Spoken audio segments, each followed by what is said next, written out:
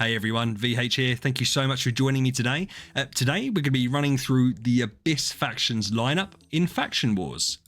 So we have got King Barton, Morax, Ignis, Waldeck, Delatium and Crus. King Barton counters and self-buffs his attack.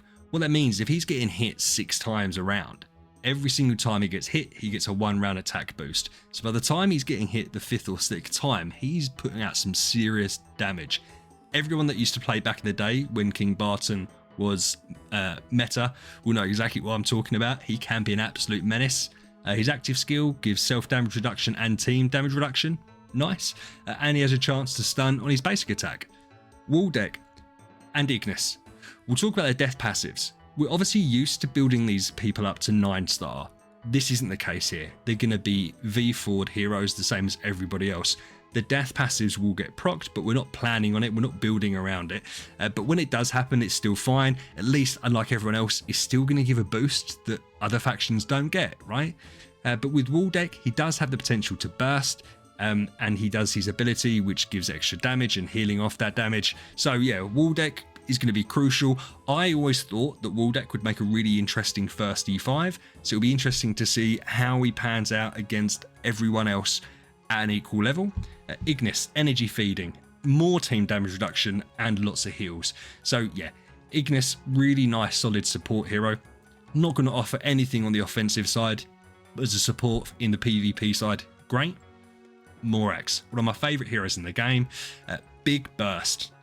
His active skill can really become massive damage. He's like the most stereotypical, atypical tank in the game. As he takes more damage, or rather his health drops, he takes less damage, his all damage reduction goes up, and his all damage dealt goes up.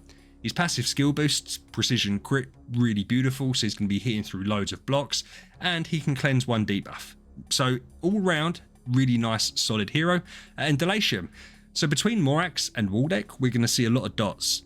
With Delatium, he's going to be doing damage based off that, he's going to be spreading them, manipulating them. So yeah, him along with Waldeck and Morax is going to be a really interesting trio. And finally, Crus. So the original Ignis does energy feed, though it's random, and that could hurt us a little bit. But he does armor stripping. His weakness mark is fantastic. It's just like a not slightly worse, it's just a worse version of Heart Watcher. And he stuns when he drops below a certain HP. Plus, obviously, he heals. So lots of healing in this team. The analysis, the balance. The weird thing with this team, there isn't a big star. You've got 2 heroes who you normally build to 9-star in Waldeck and Ignis. You've got 2 OG heroes in King Barton and Crus. And you've got an old school cheese hero in Delatium and a hero in Morax that really was never meta and never built. There isn't that one hero that you can look at and say, well, they're going to clutch it for us and they're going to be the big hero for us. Most of the other factions, if not all the other factions, have that one hero. Abyss has kind of just fallen by the wayside with that, but still the balance is nice. 2 really solid support, the 3 there that are going to be doing lots of damage, and then King Barton as your front line. So interesting. PvP, there's going to be some series, there's going to be some matchups that I think they're going to do well in, but yeah, it's still not amazing. They still don't have, I don't think, the ability to come out on top. So yeah, for me, 3.5 stars. PvE, I might have been a bit unfair. It all depends really how well that trio does. Waldeck, Delatium, Morax, along with Crus's weakness marks. We know King Barton and Ignis aren't going to do anything. Interesting. We'll just have to see. We'll just have to see exactly how it cooks. I think Delatium could be the one with that, with the damage, the real damage spikes. In terms of MVP, it's going to be Waldeck. A lot of this team is going to depend on Waldeck. I think between him and Morax, this could have been the one. Morax is more self-contained. Waldeck is more of a team player, but still with a big burst potential. I think there'll be quite a few times where he's the last one alive. And because of his self-healing and his damage output, he could be the one that ends up pushing the team through certain fights. The weak link for me is actually Ignis. So she's not going to offer anything on the PvE side. And PvP, normally you want her to die. That's like her big thing, right? Is when she dies, she gives you the control immunity. Well, she's not really going to die loads and loads and loads. So it's hard. It's hard to pick a weak link for a team that I think is probably the second worst in the competition. They didn't have a specific weak link, but I think she's going to do the least, even less than Cruz, because at least with Cruz, as I said, he's got the weakness marks there, he's got the armor stripping. But yeah, in truth, no real weak links, but I had to pick someone. And finally, the wild card, OG man, KB. I think KB is going to rock out. I think he's going to do really well. And even though I think, yeah, you're going to see Waldeck and Morax do the big boy damage, especially in PvP, I think we'll see King Barton surprise a few and get a few kills here and there. So yeah, he's my wild card for the team. What to expect? This was by far the hardest one to predict.